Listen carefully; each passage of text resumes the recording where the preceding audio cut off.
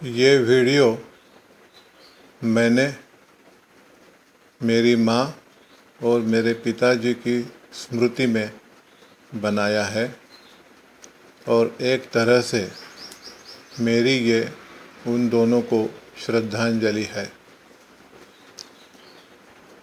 बचपन में मुझे जो संगीत का शौक़ उत्पन्न हुआ था वो मेरी माँ के कारण हुआ था। मेरी माँ ने कोई शास्त्रीय संगीत की शिक्षा नहीं ली थी। उनको ताल और सुर इसका भी कोई शास्त्रीय ज्ञान नहीं था, लेकिन जो कुछ गाने उनको आते थे, भजन, भावगीत, भक्ति गीत, कविताएं, आरतियाँ, ये सब वो हमसे बचपन में गवा लेती थी।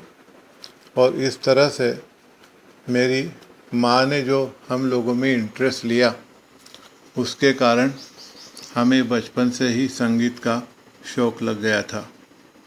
इस वीडियो में मैं आपको मेरी माँ की आवाज़ की भी एक झलक बताऊंगा। ऑफ कोर्स वो जो ऑडियो है वो उनके यंग एज का नहीं है। In fact when I recorded the song she was almost 75 years old. फिर भी आपको वो सैंपल अच्छा लगेगा ऐसी मेरे को आशा है। और ये है मेरे स्वर्गीय पिताजी श्रीधर चितले। ये फिजिक्स के प्रोफेसर थे, लेकिन उनको भी संगीत सुनने का बहुत शौक़ था। वो गाते नहीं थे, but he had a very good year for music. और फिजिक्स के प्रोफेसर होने के कारण उनको फ्रीक्वेंसी क्या होती है, वाइब्रेशंस क्या होते हैं, क्वालिटी ऑफ साउंड क्या होती है, टेम्बर क्या होता है, पिच क्या होता है, वॉल्यूम क्या होता है, इन सब की बड़ी अच्छी जानकारी थी। उन्हें संस्कृत भी आता था। और मैंने जब क्लासिकल संगीत सीखना शुरू किया तो मेरे टेक्स्ट बुक में काफ़ी संस्कृत के उद्धरण हुआ करते थे। वो पढ़कर मुझे उनका अर्थ बताते थे। और इसके कारण मेरे पिताजी की मदद के कारण मेरा शास्त्रीय संगीत का जो थ्योरी का पोर्शन है वो काफ़ी अच्छा हो गया। और माताजी ने एक तरह से मेरे को उनका जो मधुर गला था उसकी गिफ्ट दी थी। इसके कारण प्रैक्टिकल गाना मैं अपनी माँ से सीखा और संगीत की थ्योरी काफ़ी हद तक मेरे पिताजी के कारण मेरे को अच्छी तरह से समझ में आ गई। बाद में स्कूल और कॉलेज एजुकेशन के साथ साथ यानी एकेडमिक स्टडीज़ के साथ साथ मेरा संगीत का भी अभ्यास शुरू हुआ। और मैंने करीब 5 साल तक इंदौर के म्यूज़िक स्कूल में संगीत की शिक्षा प्राप्त की। और आखिर में 1959 में मैंने एमए संगीत की परीक्षा भी पास कर ली, जिसको हम संगीत कोविद भी कहते हैं। और इस तरह से इंदिरा कला संगीत विश्वविद्यालय से मेरे को मास्टर ऑफ म्यूज़िक की डिग्री मिल गई।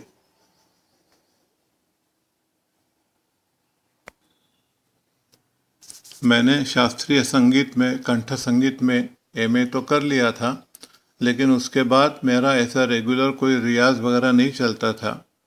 और उसका एक कारण यह था कि मैं सेंट्रल सर्विस में नौकरी करता था और मेरा ट्रांसफरेबल जॉब होने के कारण मैं मध्य प्रदेश, गुजरात, महाराष्ट्र, बिहार, दिल्ली, आसाम कई जगह मेरे पोस्टिंग्स हुए।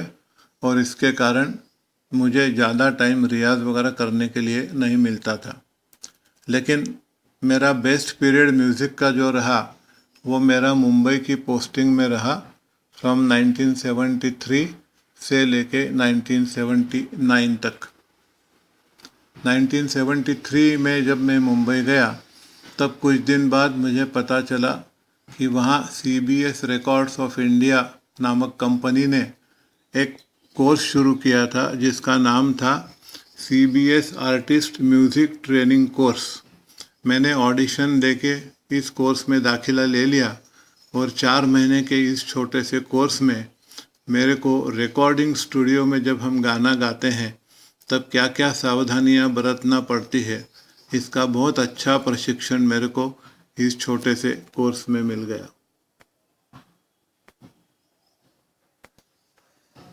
उसी वक्त यानी 1974 में बम्बई में जब मेरा पोस्टिंग था, तब सी रामचंद्र जी जो मशहूर संगीत दिग्दर्शक थे, उन्होंने अपनी एक एकेडमी ऑफ इंडियन म्यूज़िक नामक संस्था शुरू की थी। मैंने इस संस्था में, इस प्रशिक्षण केंद्र में भी दाखिला प्राप्त कर लिया और एक छोटा सा 5-6 महीने का कोर्स मैंने वहाँ किया। और इस कोर्स के दौरान मुझे और अन्य विद्यार्थियों को सी रामचंद्र जी ने जो महत्वपूर्ण टिप्स दी कि क्लासिकल म्यूज़िक तो खैर है ही, लेकिन लाइट म्यूज़िक कैसे गाना चाहिए, फिल्म संगीत कैसे गाना चाहिए, उसका एप्रिसिएशन कैसे करते आना चाहिए, इस बारे में बड़े महत्वपूर्ण सुझाव और महत्वपूर्ण डायरेक्शंस और महत्वपूर्ण इंस्ट्रक्शंस हमें उनसे प्राप्त हुई, जिसका मुझे बहुत फ़ायदा हुआ और इसलिए मैं सी रामचंद्र जी को हमेशा याद करता हूँ। उस समय सी रामचंद्र जी एक अपना निजी कार्यक्रम बनाने में भी व्यस्त थे, जिसका नाम था वीर शिवाजी गौरव गाथा। इस प्रोग्राम में जो कोरस के आइटम्स थे, उसमें मेरे को भी उन्होंने चुन लिया था और उनके प्रोग्राम करने के लिए हम इंदौर, मुंबई, दिल्ली ऐसे कई जगह घूमे। और मुझे सबसे ज़्यादा जो इस कार्यक्रम का फ़ायदा हुआ वो ये था कि कोरस गाते वक्त क्या डिसिप्लिन होता है, वो मुझे इस प्रोग्राम में अच्छी तरह से समझ में आ गया। और naturally it was a very important part of my education in music, for which I am quite obliged to the late Mr. C. Ramchandra. CBS records की एकेडमी में और सी रामचंद्र जी की एकेडमी ऑफ इंडियन म्यूज़िक में जो प्रशिक्षण मुझे मिला, उसके कारण मेरा हौसला काफ़ी बढ़ गया और मैंने मुंबई रेडियो स्टेशन में ऑडिशन भी दे दिया। और उसके बाद मेरे को 2-2.5 साल तक आकाशवाणी मुंबई में मराठी सुगम संगीत गाने के काफ़ी प्रोग्राम्स मिल गए। अलग अलग कवियों के गीत मैंने चुने थे, उनकी तर्ज भी मैंने ही बनाई थी और इस तरह से 2.5-3 साल तक मेरा ये समय बहुत अच्छा गया आकाशवाणी के प्रोग्राम्स के लिए तैयारी करने में। इस वीडियो में मैं मेरे आकाशवाणी के एक गाने की भी छोटी सी झलक अभी थोड़ी देर बाद आप लोगों को बताऊंगा।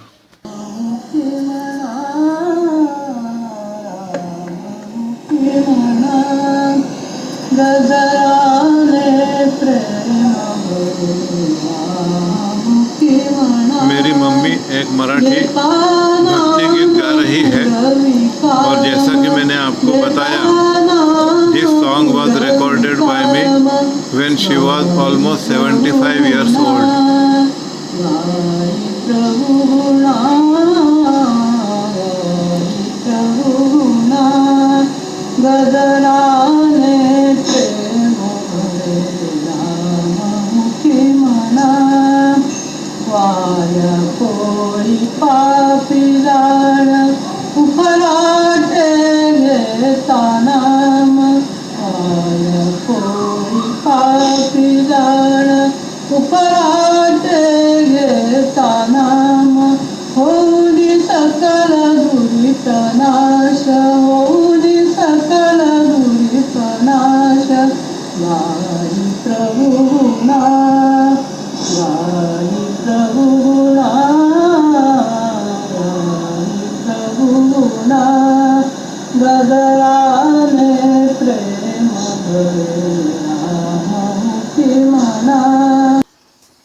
अब मैं आपको एक छोटी सी झलक मेरे एक रेडियो सॉन्ग की यहाँ बताना चाहता हूँ।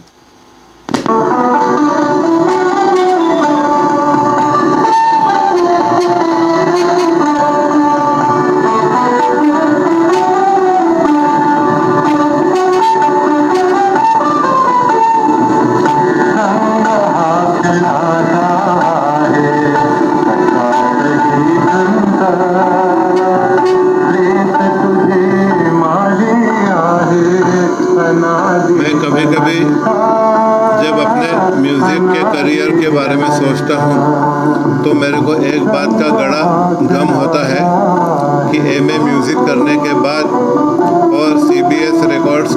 करने के बाद, श्री रामचंद्र जी के एकेडमी में भी कोर्स करने के बाद मैंने बहुत सीरियसली कभी अपना म्यूज़िक परसू नहीं किया जो मुझे करना चाहिए था, लेकिन सरकारी नौकरी की व्यस्तता के कारण I was not able to pay much attention to my music. लेकिन इस बात का मुझे हमेशा दुख होता है।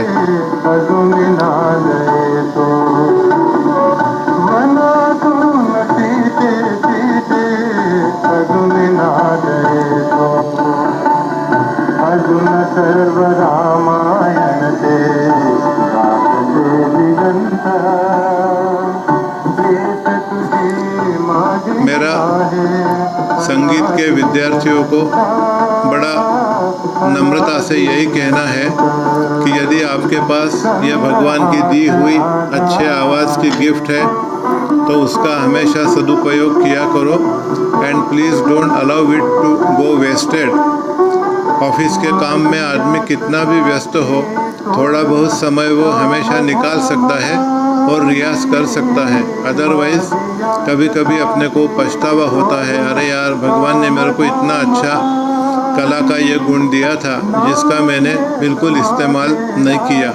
ऐसा आपके जीवन में नहीं होना चाहिए, ऐसी ही मेरी इच्छा है। अब इस गाने का थोड़ा सा बचा हुआ पोर्शन हम सुनते हैं और मैं अपने इस वीडियो को विराम दे रहा हूँ।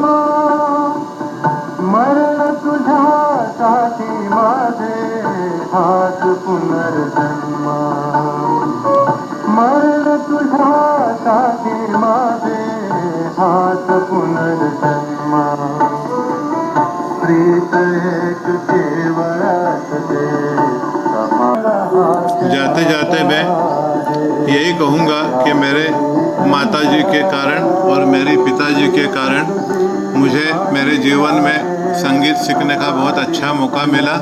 उन दोनों ने मुझे बहुत अच्छा इनकरेजमेंट दिया और इसीलिए ये मैं वीडियो बड़ी नम्रता के साथ एक श्रद्धांजलि के रूप में उन दोनों को अर्पित कर रहा हूँ।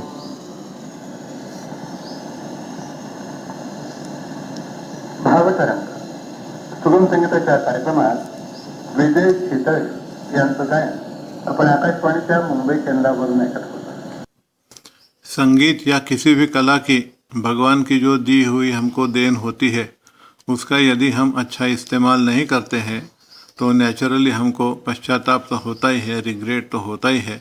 ऐसा आप लोगों को न हो, ऐसी ही मेरी हार्दिक इच्छा है।